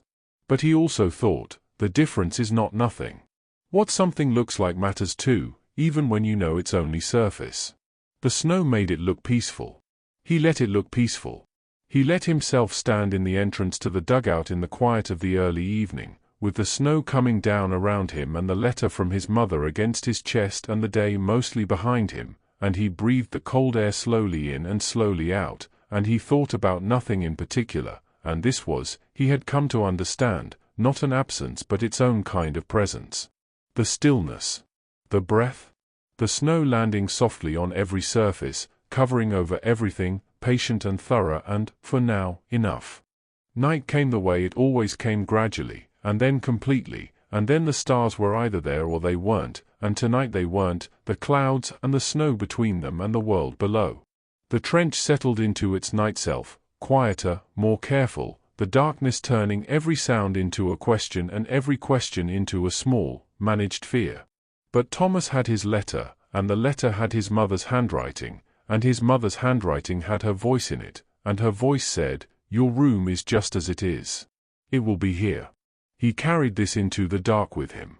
He carried it the way you carry a lamp, not gripping it, not clutching it, just holding it carefully out in front of you, letting it light what it can reach, and trusting that what it reaches is enough for the next step. Just the next step. Just that. The snow fell all night. Not heavily. This was not the dramatic, accumulating snow of storybooks, not the kind that changed the world in a single night and left everything unrecognizable by morning. It was the quieter kind. Persistent. Patient. The kind that came down in small dry flakes without any particular urgency, hour after hour, adding its fraction of an inch to everything it touched and asking nothing in return. Thomas stood at the fire step and watched it fall. He had been on watch for perhaps 40 minutes. The world in front of him was very still, stiller than usual, the snow absorbing the small sounds that normally gave the night its texture, so that what remained was a quiet of unusual depth. Not the quiet of absence. The quiet of something present, something soft and thorough, laid over everything like a hand on a shoulder. He was not uncomfortable, exactly. He had arranged himself as well as circumstances allowed, collar up, gloves on, weight distributed between both feet in a slow, patient alternation that kept the blood moving without requiring enough movement to be noticed from across the wire. He had eaten. He had his letter. The cold was significant and consistent and had been significant and consistent for long enough that he had, in some lower register of himself, simply incorporated it. Noted it. Filed it under conditions. Present and ongoing. Not requiring further response. This was one of the things he had learned that he had not expected to learn. That the body was more adaptable than it looked. That it would accept, given enough time and no alternative, almost any set of conditions as its baseline and work from there. It didn't do this easily.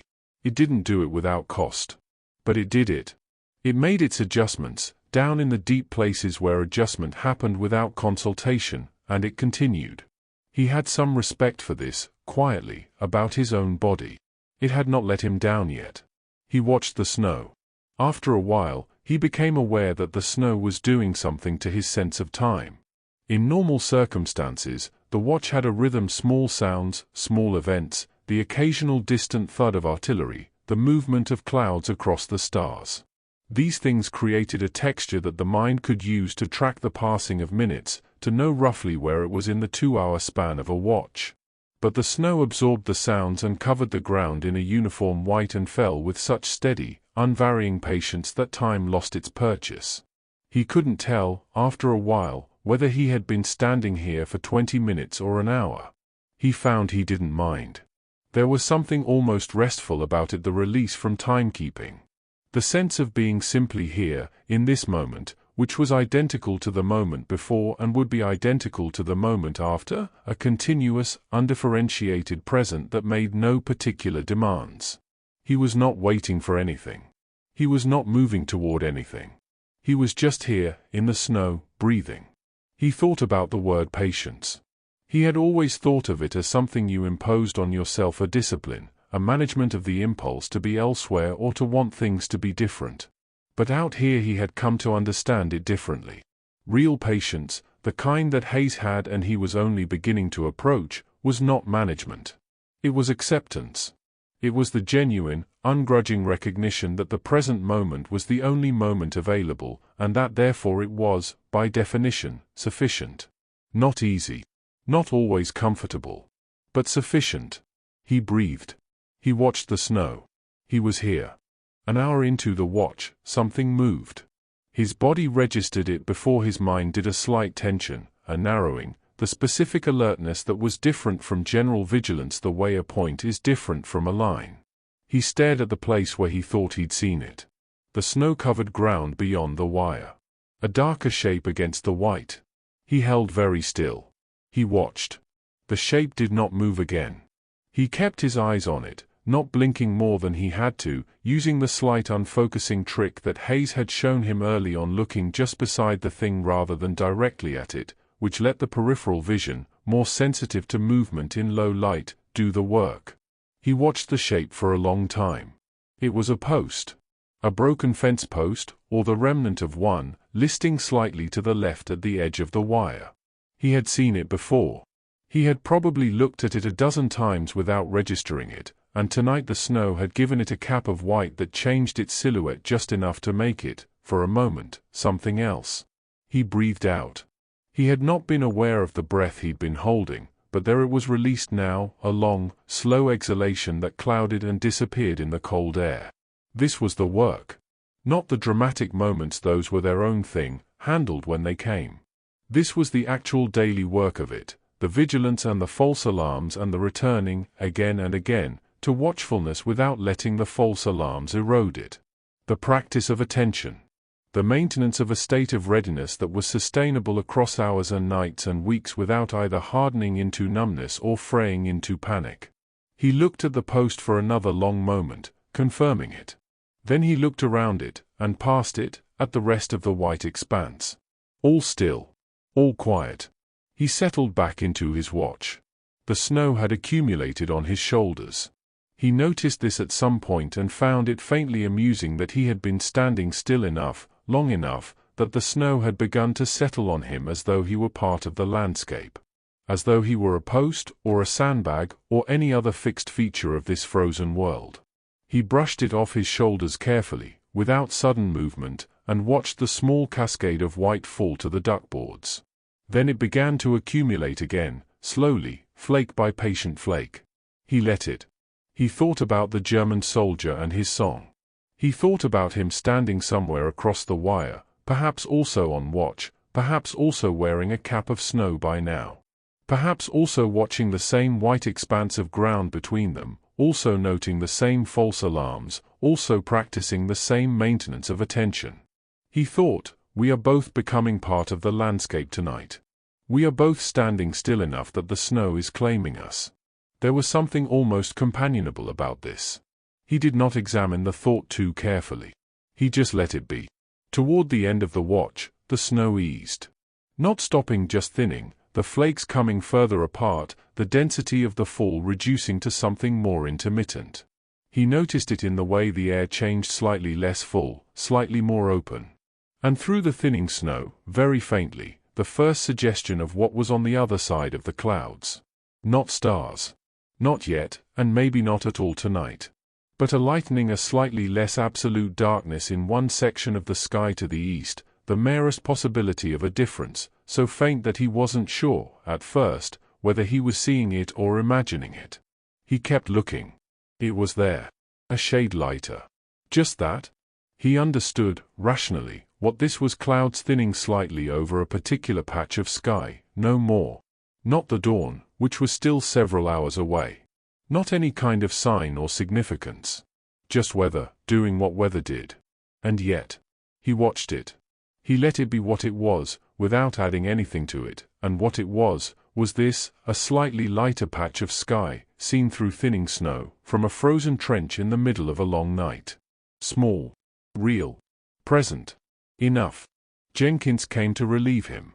He appeared from the left, quiet as always, and they went through the handover in low voices, all quiet, bit of movement around the hour mark but nothing, same post as before, and Jenkins nodded and took his place at the fire step with the ease of a man who has done this so many times that the fire step has become simply where he stands, an extension of his natural habitat. Thomas stepped down. He stood in the trench for a moment, making the transition, letting the watch go. The snow was still falling lightly now, intermittent.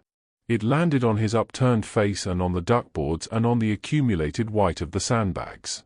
The trench was very quiet. The distant guns, which had been silent for much of the night, offered a faint, low pulse from somewhere far to the south, so distant it was more felt than heard, more a vibration in the ground than a sound in the air. He thought, I have stood my watch. The night is passing. Morning will come. He thought these things without urgency, without grasping. They were simply true, and the truth of them was sufficient. He moved toward the dugout. Inside, Patterson was sleeping. The sound of his breathing filled the small space, slow and deep and entirely unguarded, the breathing of someone who had gone fully under, down past the shallow soldier sleep into something more complete. Thomas listened to it for a moment before lying down. There was something in the sound of another person's deep sleep that was itself soporific. It communicated something the body received directly, without the mediation of thought. It is safe enough to sleep. It is safe enough to go all the way down. He lay on his side, facing the earth wall. He could feel the cold through his coat, the permanent, patient cold of the ground, which never quite released its grip on anything lying against it. But there was also, against his chest, the letter from his mother. 2 sheets of paper, folded 4 times, weighing almost nothing. He pressed his hand against it. He thought about the kitchen. The table with its lean. The saucer on the ceramic pot. The curtain in his room, mended, hanging straight. The room just as it was, waiting. He thought about the sea. He had never seen it. He held the idea of it in his mind, not any particular sea, not a specific coastline he'd seen in a photograph, but the idea of it. The openness. The sound he imagined it made, which was something between the wind and the breathing of something very large and very old. The horizon of it, which would be the furthest thing he'd ever looked at. The way standing at the edge of it would feel, which he imagined was something like this, like standing at the fire step on a quiet night, watching a wide expanse of pale ground, except that the expanse would not be dangerous and the pale would be the pale of moving water and the quiet would be a different kind of quiet entirely. When he got home, he would go to the sea. He would stand at the edge of it, and look at it, and say nothing, and let it be as large as it was. He closed his eyes. The snow continued, softly, without hurry. It settled on the trench and on the wire and on the white expanse between the lines and on the post with its cap of white and on everything equally, with the same patient, impersonal tenderness it gave to all surfaces. It did not distinguish. It did not decide. It simply fell, and covered, and quieted. And Thomas Aldridge lay in the dark with his hand against his mother's letter and his eyes closed and the sound of Patterson's breathing filling the small space around him like something warm. He was very tired. He was here. The snow fell. He slept. There is a place in the middle of the night that has no name. Not midnight, which still has the night ahead of it. Not the small hours before dawn, which carry within them the first faint suggestion of an ending. This is the place between those two, the hour or two that belongs to neither, that has no anchor in the progression of the night, that exists in a kind of suspended stillness that the mind, in its wearier moments, mistakes for permanence. Thomas knew this place. He had come to know it the way you come to know a particular stretch of road that you travel often enough that it stops requiring attention, the body knowing where it is before the mind catches up. He knew its texture. The way the cold in this hour had a different quality from the cold of earlier or later, not deeper, exactly, but more settled. More certain of itself.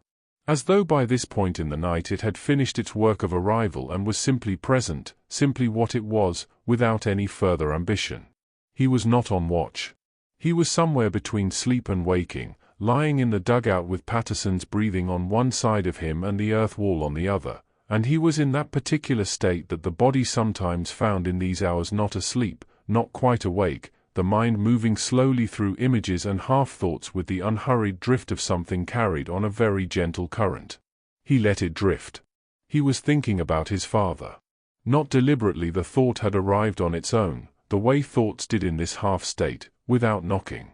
His father had died when Thomas was 11, of an illness that had taken 18 months to complete its work, and that Thomas remembered mostly in terms of the house's changing atmosphere, the way sound was managed differently, voices kept lower, doors closed more carefully. He remembered the quality of those months more than their content. The household holding its breath. His father had been a quiet man. Not silent, not withdrawn or remote, but quiet in the way that some people are, where the quietness is itself a form of communication, a way of being present that doesn't require words. He had worked at the post office. He had kept a small garden. He had, on Sunday afternoons when the weather allowed, taken Thomas on long walks along the river that ran at the edge of town, and on these walks he had said almost nothing, and Thomas, small beside him, had found this entirely comfortable. The silence between them had never been empty. It had been full of the river, and the path, and the particular quality of afternoon light on the water in autumn. Thomas lay in the dugout and thought about those walks. He could recall them with a clarity that surprised him, a sharpness of detail that his more recent memories sometimes lacked, as though the years had polished them rather than dimming them.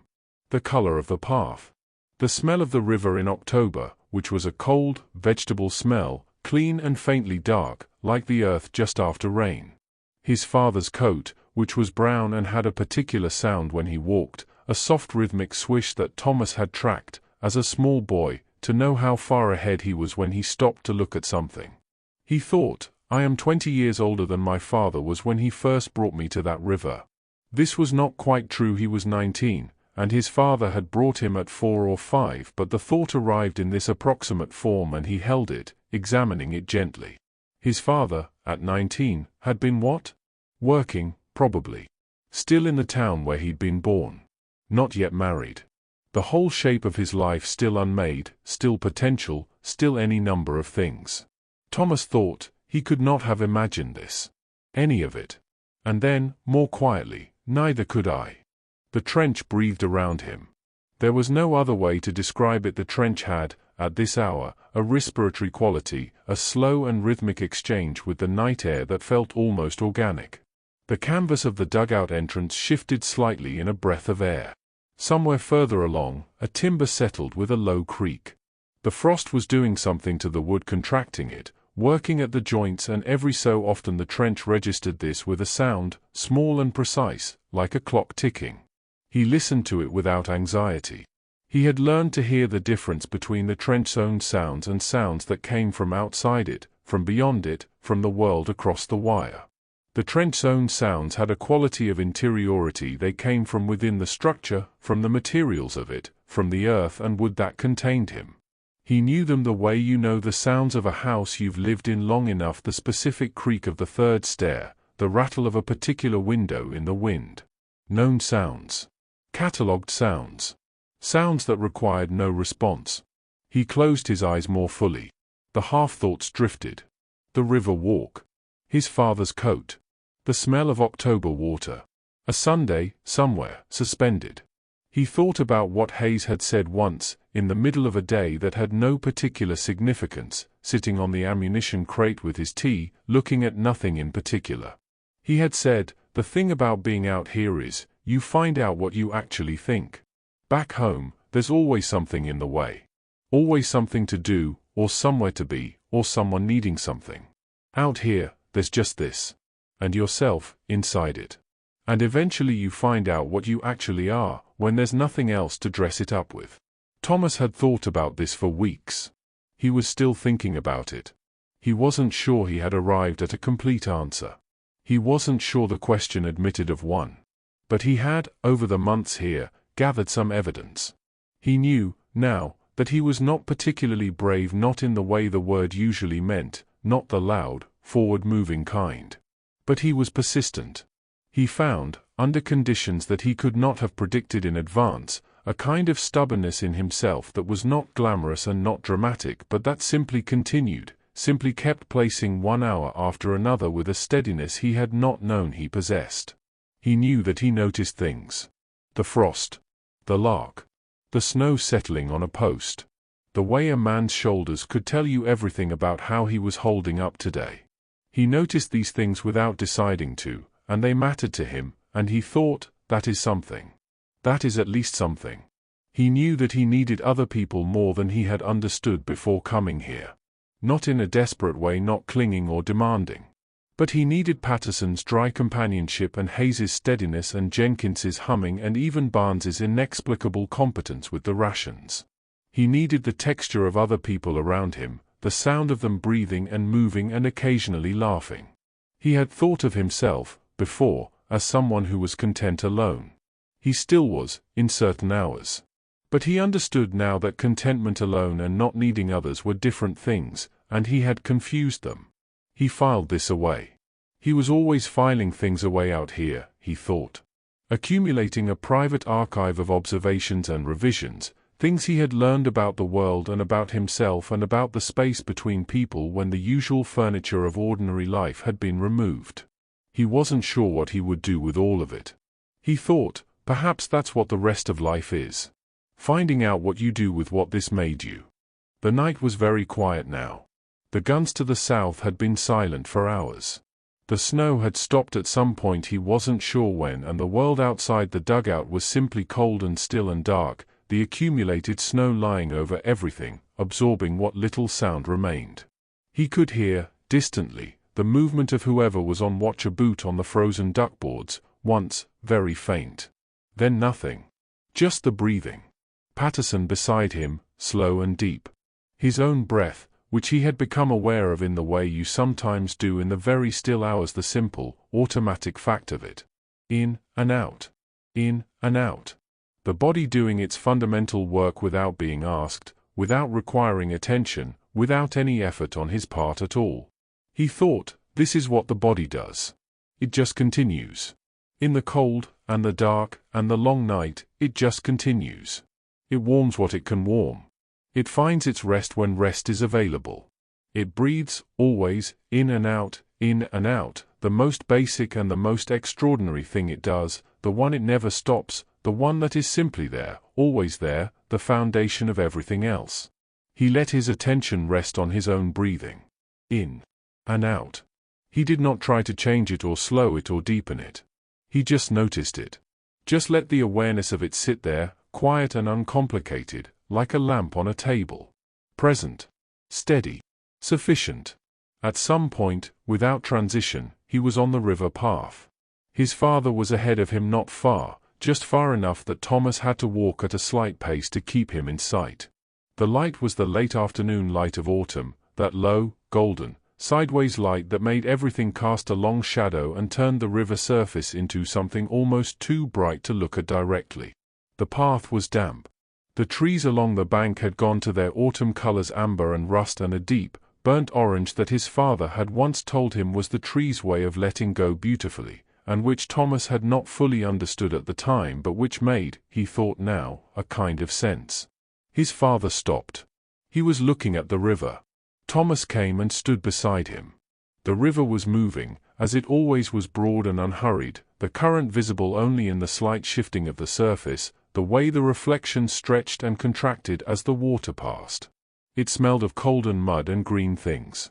It sounded of itself, which was a low, continuous sound, very old, entirely indifferent to the two people standing on its bank watching it. His father said nothing. Thomas said nothing. They stood beside the river in the autumn light and watched it go, and the silence between them was full and warm and required nothing, and Thomas felt, in this silence, in this specific light, something that he recognized even in the dreaming of it as something he was keeping. Something he was carrying with him. The river moved. The light was warm. His father was beside him, quietly, as he had always been. Outside the dugout, the trench lay still under its covering of snow. The man on watch stood at the fire step and breathed cold air and watched the white expanse and heard nothing but the night. The clouds had thinned a little, finally, and 1 or 2 stars were visible, not many, just the brightest ones, burning through the remaining overcast with their usual patient persistence. And in the dugout, Thomas slept. Not the light, one-ear-open sleep of earlier nights. Something deeper than that. Something that had gone past the surface and found the quiet underneath, where there were no watches and no wire and no cold that needed managing, just the river, just the light, just his father standing beside him on the bank of something that kept moving. Just that. Just the river, going. And the light on the water. And the long, unhurried quiet of a Sunday afternoon that exists, unchanging, in the place where kept things are kept. There is a quality to the world in the hour before dawn that belongs to no other hour. It is not dark, exactly not the full, committed dark of midnight, which has settled into itself and made its peace with being what it is. And it is not light, not even close to light, not in any way that would comfort someone who needed the reassurance of it. It is something in between. Something transitional. A state the world passes through on its way from one thing to another, and which has, in that passage, a quality entirely its own. The soldiers had a name for it. They called it the grey. Not original, perhaps. Not a name anyone had sat down to invent. Just the word that arrived, naturally, for the particular color of the air at this hour, not black, not blue, not any of the colors of proper darkness, but a soft, undecided grey that seemed to come from everywhere at once, as though the light were being generated by the snow itself, by the clouds themselves, by the general pale patience of a world waiting to begin again. Thomas was aware of it without being awake. He was in the space just below the surface, the shallow water between deep sleep and full waking, where the mind begins its slow work of reconstituting the world. He could feel the cold. He could feel the earth beneath him and the coat around him and the letter against his chest. He could hear Patterson still breathing, and beyond that, faintly, the first sounds of the trench beginning its morning, a boot on the duckboards, somewhere distant, and the low murmur of voices too far away to make out. He lay still. He did not rush it. The dream had gone, not with a jolt, not with any particular ending, just receded the way dreams do, slowly, leaving behind not images but a residue. A warmth. The sense of having been somewhere good and come back carrying something of it, the way you carry the smell of a place in your coat long after you've left it. His father. The river. The autumn light. He held these lightly, knowing they would fade further if he tried to examine them directly. So he didn't. He just let them be there, in the peripheral part of his awareness, present without being pressed. Outside, the grey was deepening, which was the paradox of dawn, that it grew darker before it grew lighter, the blue coming into the black before the gold came into the blue. He could not see this from where he lay. But he knew it. He had stood at the fire step enough mornings now that the progression of it lived in him like a learned sequence, available without consultation. He breathed. In and out. The cold, and the letter, and the sound of Patterson, and the distant boot on frozen wood. All present. All real. All, in their way, sufficient. Patterson woke a few minutes before stand to. He came awake with the same clean efficiency that characterized most of what he did, no disorientation, no reluctance, just a shift from sleeping to present that took perhaps 30 seconds and left him sitting up, reaching for his boots with the focused calm of a man who has a task and is doing it. He laced his boots in the dark. Thomas sat up beside him, more slowly, his body lodging its customary protest about the transition from horizontal to vertical, about the cold, about the specific injustice of morning in a place with no concessions to morning. He pressed his hands against his knees and waited for the protest to subside, which it did, as it always did, on its own timeline and not his. "Sleep?" Patterson said, not really asking.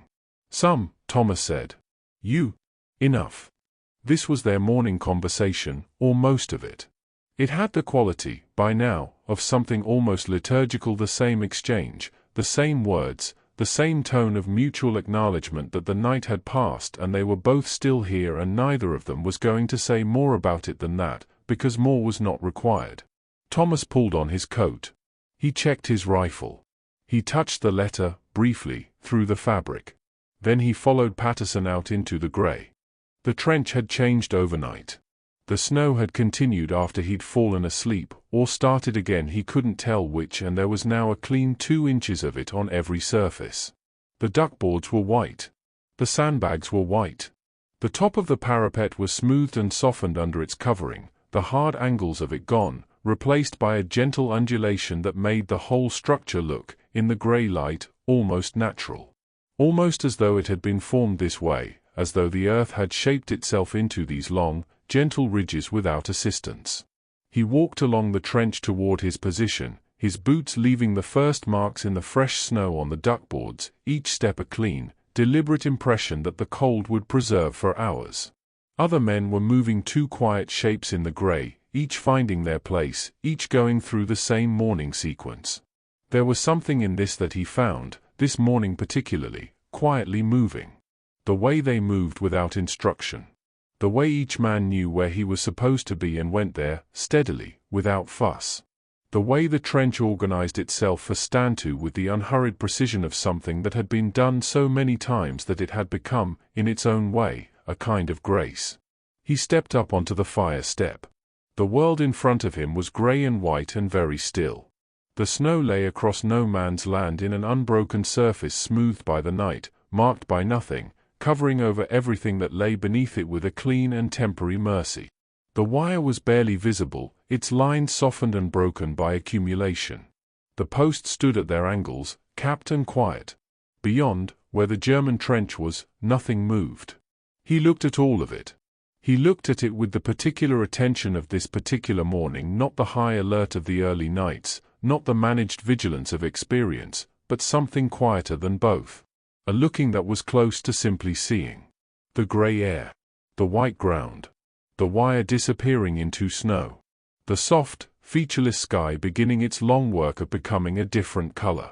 He looked, and breathed, and was here. The lark went up again. He heard it before he expected it, that cascade of sound, sudden and extravagant, pouring up from somewhere behind the line into the grey morning air. The same lark, maybe. Or a different one. He supposed it didn't matter. What mattered was the sound itself, still improbable, still indifferent to what it was singing over, still pouring itself out into the cold air with a completeness that had nothing to do with audience or occasion or the particular worthiness of this frozen, scarred place to receive it. Along the fire step, heads turned again. The way they always did. The same reflex, the same brief, collective attention. Hayes, 2 men to the right, was almost smiling. Thomas could see it from where he stood, not quite, not a smile you could point to, but something in the set of his face that was different from its resting state. Something that had relaxed a fraction, opened a fraction, in response to the sound. The lark sang for a long time. Longer than usual, or it seemed that way, perhaps because the morning was so still, perhaps because the snow had softened everything else and left the lark's song the only moving thing in a world of surfaces. It went up and up, elaborating itself, adding to itself, each phrase complete and each phrase followed by another that was equally complete, as though it had an inexhaustible supply of the thing it was doing and no particular reason to stop. Thomas listened. He let the sound be what it was, which was, a small living thing, doing what it was made to do, in a place that had very little use for singing, and singing anyway. He thought that was, perhaps, something like what they were all doing. Stand down came. The grey had become something slightly warmer, a pale, uncertain light arriving from the east, not yet distinguishable as any color but perceptibly different from the darkness. The sky above the parapet was the color of old pewter, flat and diffuse, and it was not beautiful in any obvious way, but it was there, it was the morning, it was the world continuing on its established schedule regardless. Thomas stepped down. Around him, men moved the small morning choreography of stand down, ration distribution, the beginning of whatever the day required. He moved with them, not thinking particularly, just moving, just being one of the figures in the trench making its morning shift from night self to day self. Hayes passed him and said, without stopping, "Quiet night." "Yes," Thomas said. And Hayes was gone, already on to the next thing, already doing whatever Hayes did after stand down, which Thomas had never quite ascertained, but which always seemed to have a purpose, always seemed to be directed at something useful. Thomas stopped walking. He stood in the middle of the trench, in the pale morning, and he looked at it. Just for a moment. The white duckboards with their tracks in the snow. The softened sandbags. The timber walls with their frost and their morning shadows. The thin, pewter sky above. He thought, this is where I am. He thought, I am here, and I am still here, and the night is over, and another day is beginning, and I do not know what it will ask of me, but I have what I have, which is, this moment, and the next one, and whatever comes after that. He thought, it is enough. Not because it was easy. Not because it was enough in any absolute sense, in any sense that would satisfy anyone who had not been here and could not understand the particular arithmetic of these places, where small sufficiencies carried a weight that larger ones elsewhere could not approach. But enough in the only sense that mattered, which was the sense that applied here, now, to this man in this trench on this cold morning. Enough to continue. Enough to be here, and breathe, and put one thing after another. Enough. He walked toward the dugout. He would sleep, or try to. He would eat something, or try to. He would write to his mother, or begin to, or sit with the paper and find that the words came differently in the morning than he'd hoped and put it aside for later. He would do whatever the day allowed and manage whatever it required and hold, somewhere underneath all of it, the things he had gathered in the long hours of the night. The river. The autumn light. The lark. The sea, which he had never seen, which was waiting for him, which was real. He ducked into the dugout. The canvas fell closed behind him. Outside, the morning went on pale and cold and very quiet, the snow lying over everything, the trench going about its business, the pewter sky beginning, almost imperceptibly, to warm at its eastern edge. The lark, somewhere, was still singing. And so it went.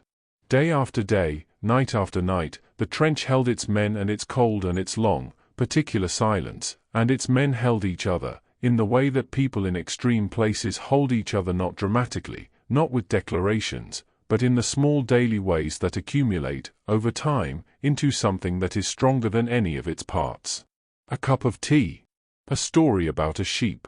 A lark going up in the grey morning. A hand on a shoulder in the dark. Thomas Aldridge stood his watches and wrote his letters and mended what could be mended. He carried his river with him. He carried his autumn light.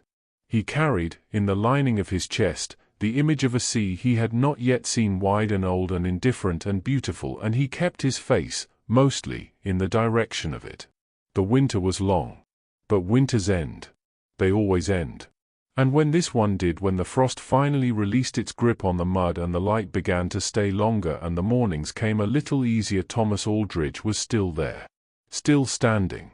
Still carrying what he had gathered. Changed, yes. Marked, yes, in ways that would take years to fully understand and some that never would be. But here. Still here. Sleep now. The trench is quiet. The snow is lying over everything, patient and white, and the lark is up somewhere in the pale sky, and the morning is just beginning its long work of becoming itself. You have been here for the long night, and the night is passing. Rest now. Let it pass. Let the morning come in its own time, slowly, the way it always does, without announcement, without urgency, just the light, returning, as it always returns, faithful and unhurried and entirely without doubt. The river is there. The light is warm. Sleep. This concludes the video. Sleep well. Good night.